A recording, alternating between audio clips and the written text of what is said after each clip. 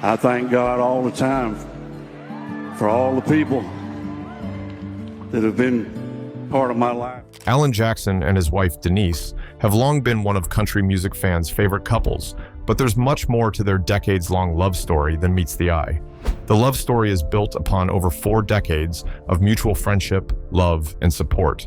However, lately, headlines about his wife point to a possible breakup. Are they planning to break up after decades of love? Let's unravel the whole story. Beginning of country love. In Newnan, Georgia, where summers stretched long and quiet, Alan Jackson met Denise while they were still teenagers in 1976. Alan was 18 years old and Denise was 16. They had grown up in the same town, attended Newnan High School, and shared the same streets, places, and memories. Denise had gone out for ice cream after church when they crossed paths. Alan was drawn to her. She was a cheerleader and a tennis player, a high-performing student who carried herself with quiet strength. Alan, meanwhile, sang in a barbershop quartet and moved through life with an easy, steady calm. That night, Alan tossed a penny toward her, which caught her attention. Denise did not walk away. She stayed intrigued. That single act led to conversations, and soon they began spending more time together.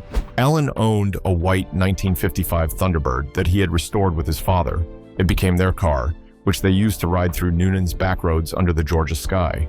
They shared milkshakes, attended school events, and discussed small things and big dreams. Denise first turned down Alan when he asked her out, but that changed and they found a rhythm that worked for them, built on the comfort of shared history and the ease of familiarity. On Christmas Eve in 1978, Alan proposed. He asked her with steady words, and she said yes.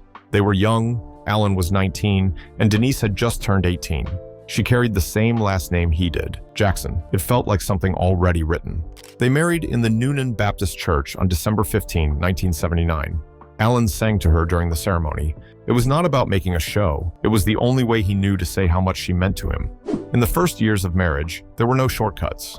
Denise continued her education, and they worked to support each other. Just out of high school, they were learning how to live together, budgeting money, and making ends meet. Their days were full of quiet struggles and private victories. Denise was 19 when she got married.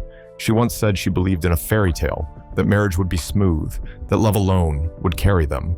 However, she understood their shared life would be without difficulties over time. It took work, patience, and compromise. It meant showing up every day. They found meaning in the simple things, sharing coffee in the morning, talking late into the night, listening without interrupting. These small things became their foundation. Their family grew. In 1990, they had their first daughter, Maddie Denise. Alexandra Jane came in 1993, and Danny Grace arrived in 1997. Each child brought new responsibilities, new joy, and new challenges. The couple adjusted. They remained close. They kept talking. They found time for one another, whether it was a quiet evening on the porch or a few minutes of music in the living room. Alan and Denise returned again and again to the values they shared when they were young: honesty, kindness, and a willingness to stay even when it was hard. During this period, Alan Jackson committed more effort to his career, and Denise was not relenting in her support. Alan Jackson's legendary career. Alan Jackson's music journey began in Newnan, Georgia, where he was born in 1958. He was raised in a working-class family where money was scarce, but music was present. He listened to gospel, country, and bluegrass. The voices of Hank Williams, George Jones, and Merle Haggard filled his home. Their songs shaped the way he heard stories and the way he would one day tell his own. By the time he was a teenager, music had become more than background noise. It became a quiet aim that stayed with him as he finished school and entered adulthood. After his marriage, the early years were not easy. Alan worked as a car salesman, built houses, and worked as a waiter. Denise became a flight attendant, making the trip from Newnan to the Atlanta airport for her shifts. Alan performed whenever possible at churches, weddings, and small community events. At one wedding, a band member, Dixie Steele, saw him sing and offered him a chance to join the group. Alan became their lead singer, performing country and southern rock song covers. These performances allowed him to sing in front of crowds and grow more comfortable on stage. One day in the early 1980s, while working a shift at the Atlanta airport, Denise saw country singer Glenn Campbell. She approached him and spoke about her husband's music. She told him Alan was a good singer and asked if there was any advice he could offer. Campbell listened and handed her the contact information of Marty Gamblin, who ran his Nashville publishing company. He advised Alan to focus on writing his songs and to send a demo. Denise returned home with the card. It was the first direct step they had ever taken toward the Nashville scene. She later said she knew it might be their only chance. Alan began to write late into the night. His songs were plain-spoken, based on the daily life of love, work, loss, and the pull of home. Denise stood by him through this time, helping him stay focused. She organized his notes, typed lyrics, and kept him steady when the days felt long. When the demo tape was finished, it was sent to Marty Gamblin. Their collective effort paid off, and Alan signed a contract to write songs for the company. The tape marked a beginning, but it also meant change. Alan and Denise left Noonan and moved to Nashville in 1985. They packed what they had and settled into a small apartment.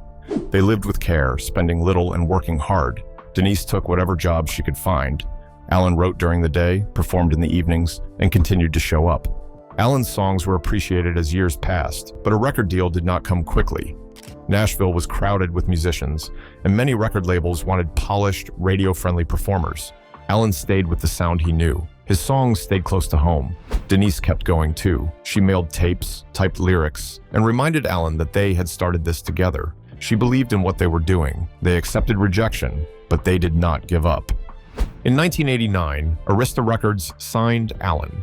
The following year, he released Here in the Real World. The title song rose to the country charts. It was a slow song about disappointment and effort, about how things are not always what we expect them to be.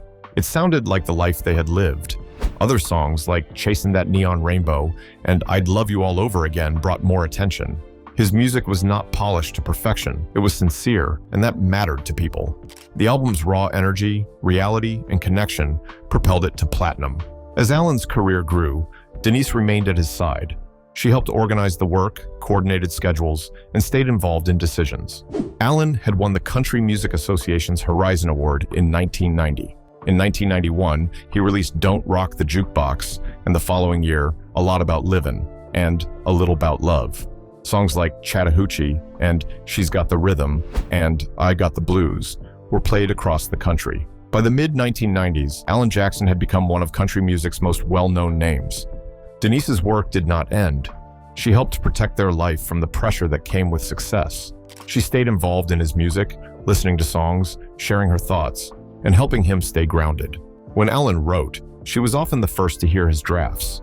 He continued to write about real people and plain feelings, and his music found listeners worldwide. In 2002, he released Drive, which included Where Were You When the World Stopped Turning, a song written in response to the September 11 attacks. The song won him his first Grammy. The move from Noonan to Nashville was not just Alan's, it was theirs. Denise's decision to speak with Glenn Campbell set everything in motion.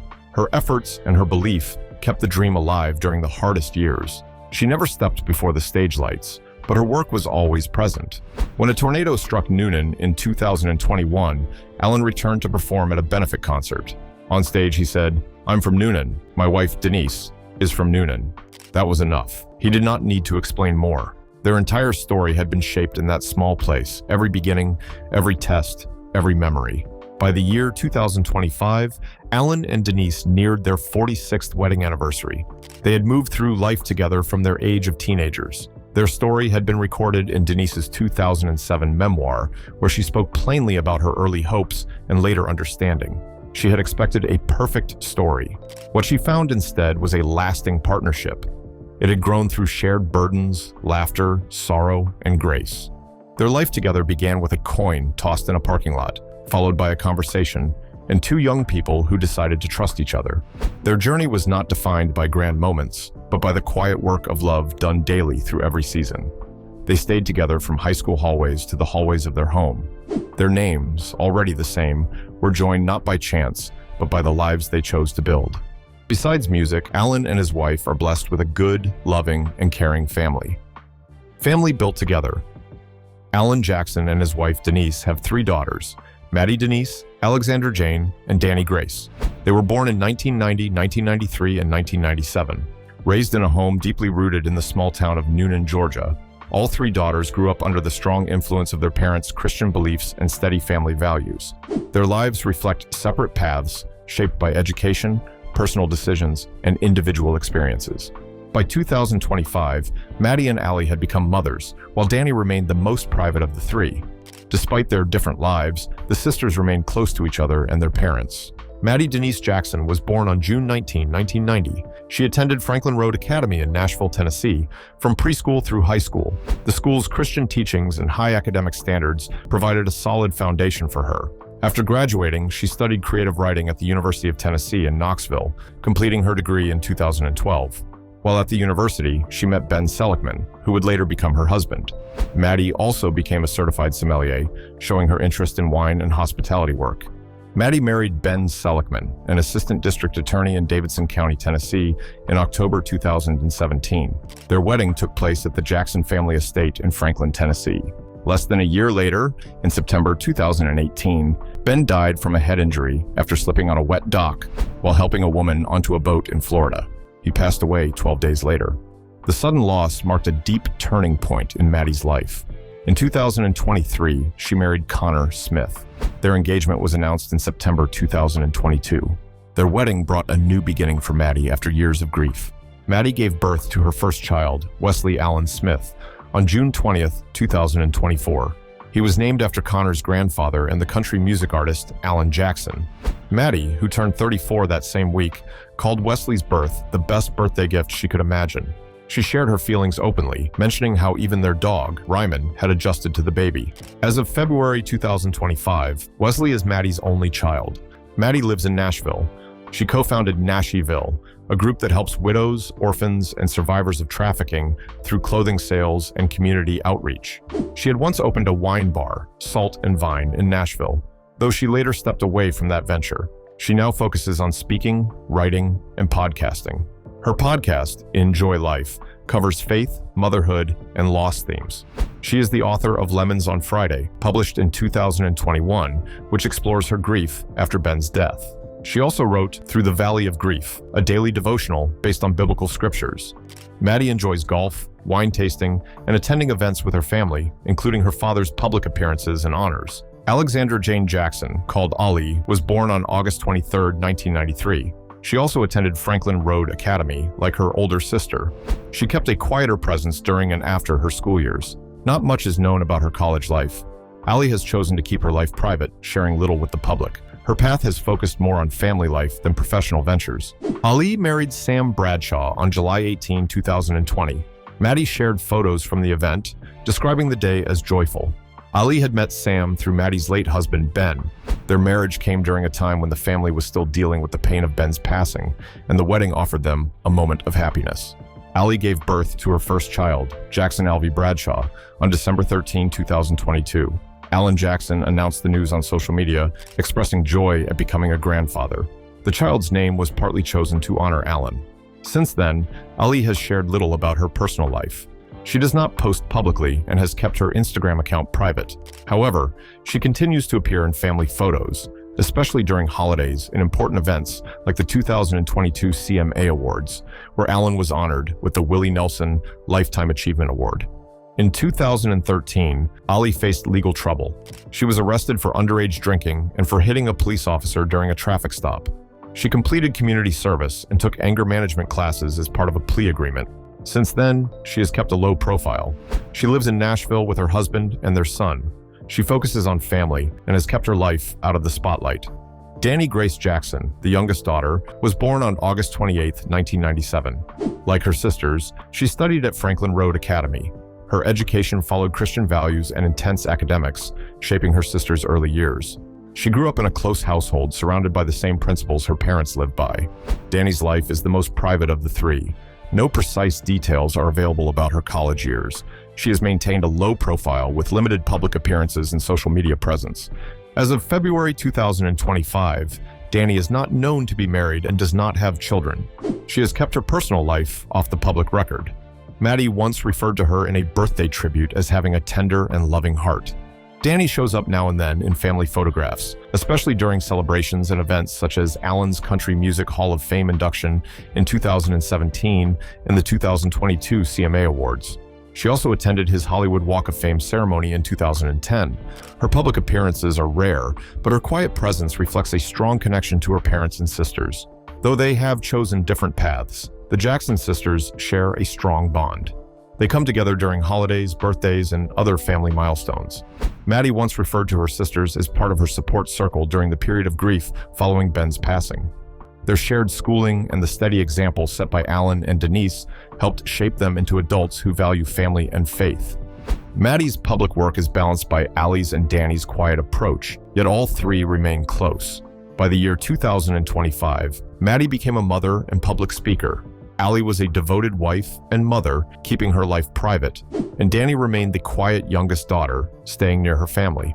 Alan and Denise, now grandparents, remain steady in their daughters' lives.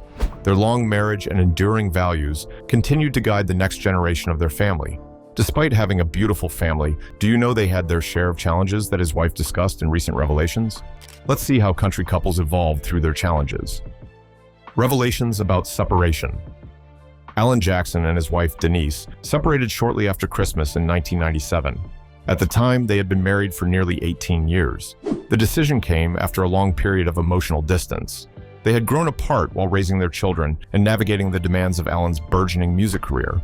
Denise later said that although the separation felt sudden, it had been preceded by many conversations about their unhappiness. Alan moved out of their 25,000 square foot home in Tennessee and lived elsewhere for about 4 months.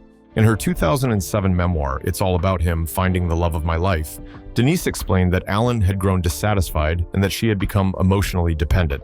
The strain in their relationship reached a point where Alan believed it was no longer something they could fix. Denise admitted she tried to win him back by controlling the situation, but the effort left her drained and confused. She later described a quiet moment in the car, driving her daughters home from dance class, when she gave up trying to control the outcome and turned fully to her faith. That surrender, she said, was the beginning of a change in her heart. Alan and Denise began talking again after Alan visited their children. He asked Denise to go on a date. During their time apart, both of them did some soul-searching. Alan admitted to infidelity, which Denise later shared publicly in interviews and her book.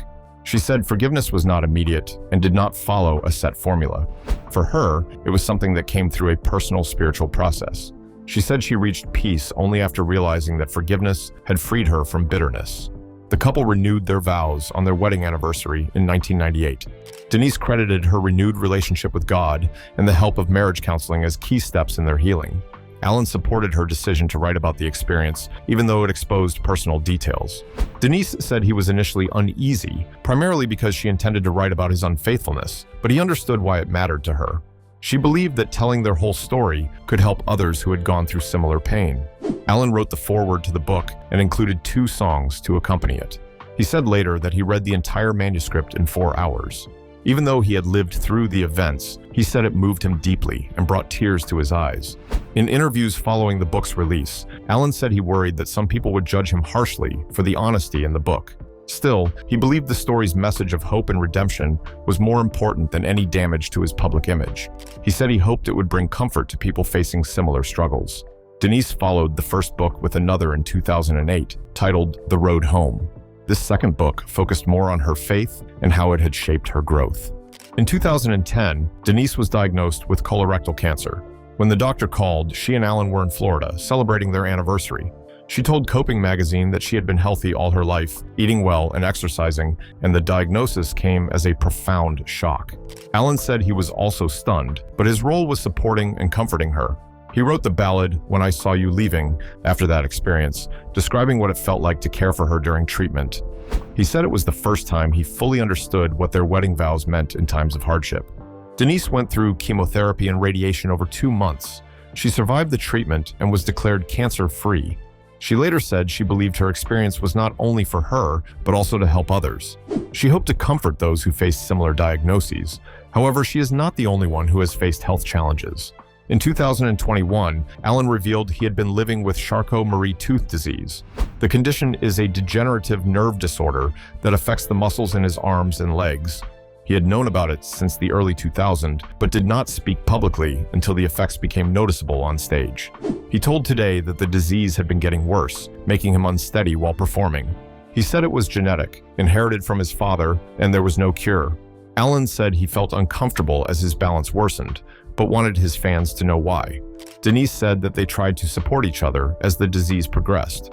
She explained that when she felt low, Alan gave her strength, and she wanted to lift him when he struggled. Their partnership had grown into something steady and shared, rooted in mutual care.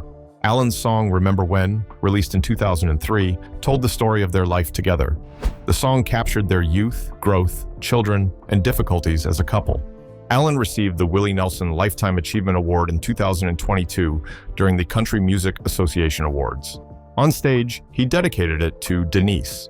He said he knew he was not always easy to love, but she had stayed with him through the most complex parts of life. Despite being a remarkable moment of their love journey, that is not the only moment Alan recognized his wife on stage. Lately, he has done it more attractively. It looked like a scene from a fairy tale romance. Lovely moment on stage. Country legend Alan Jackson was overcome with emotion at one of his final shows, as were many fans in the crowd during the powerful moment. In April of 2025, a video was posted by the Country Wire on Instagram showing Alan Jackson calling his wife, Denise Jackson, to join him on stage during a concert. The moment occurred as the song Remember When played, a piece Alan had earlier described as a reflection of their life together. In a video shared in the year 2023 on X, Alan had said the song captured memories from their past and thoughts about their future. That night, as they danced on stage, the moment held meaning not just because of the song's words, but also because Denise's birthday was near. Alan later posted a photograph of them together and a brief birthday greeting that read, "Happy birthday, Denise," followed by a heart symbol. In December of 2024, Country Music Nation marked the couple's 45th wedding anniversary with a post on Facebook. Alan and Denise had been together since their teenage years in Noonan, Georgia. Despite the challenges in their marriage, they remained united. Denise has been by Alan's side at many public events. Alan received the ACM Poets Award a few months before the anniversary. During the acceptance speech, he held Denise's hand on stage and introduced her to the audience, saying, "This is my wife, Denise, up here with me tonight." The video of the speech was widely shared and seen by many fans. Alan Jackson has spoken about his desire to spend more time at home as he grows older. In a video shared on X, he said he had enjoyed a long and whole career. He mentioned that all three of his daughters were grown and that he had become a grandfather. He added that another grandchild was on the way. With those changes in his life, Alan said he wanted to step back from performing to spend more time with his family. He said that the thought of retiring completely had started to take hold. In May of the year 2024, People magazine reported that Alan's final tour, called Last Call, One More for the Road, would end on May 17, 2025. Alan released a statement asking fans to join him for these last performances. He said that some of the best memories are made during the final moments of something special. He described this tour as the previous call and invited everyone to join in. Over the years, how much do you think this legend has made from his music career? Let's wrap up by looking at the financial life of a man dedicated to the indigenous American genre. Alan Jackson's net worth, business deals, and income sources. As of 2025, Alan Jackson's net worth stood at an estimated $150 million, a reflection of more than 3 decades of steady work in country music and careful business planning. His earnings have come from various sources, including record sales, concert tours, songwriting royalties, advertising partnerships, business ventures, and real estate. Jackson's music catalog has moved more than 75 million copies worldwide. His early albums, such as Here in the Real World from the year 1991 and A Lot About Livin' and A Little Bout Love from 1992, earned multi-platinum certifications, steadily increasing his income over the years. Each year, Jackson earns between $5.7 million and $7 million. Part of this comes from digital music platforms. On Spotify, he reaches about 6.4 million monthly listeners, which brings in nearly $19,000 each month. On YouTube, ads tied to his music also bring in steady revenue. Jackson's live performances have added even more to his wealth. One of his most notable tours was the Fruit of the Loom Comfort Tour in 1995, part of a $40 million deal. His 2010 tour brought in $28 million from 65 performances. Advertising also added to his financial success. In 1992, Jackson signed a multi-year agreement with Ford. He allowed his Mercury Blues version to be used in commercials for Ford pickup trucks. The deal added millions to his earnings. His merchandise line, the Alan Jackson Collection at Cracker Barrel, featured clothing and home decor items. It helped extend his brand beyond music and contributed more income. In 2022, he started Silver Belly Whiskey, named after the color of his well-known cowboy hats. The whiskey brand, positioned as a premium product, expanded its reach into the liquor business and added a new source of revenue. Real estate has also significantly influenced Alan Jackson's financial growth. In the early 2000s, he bought a waterfront home on Jupiter Island in Florida for $3.5 million.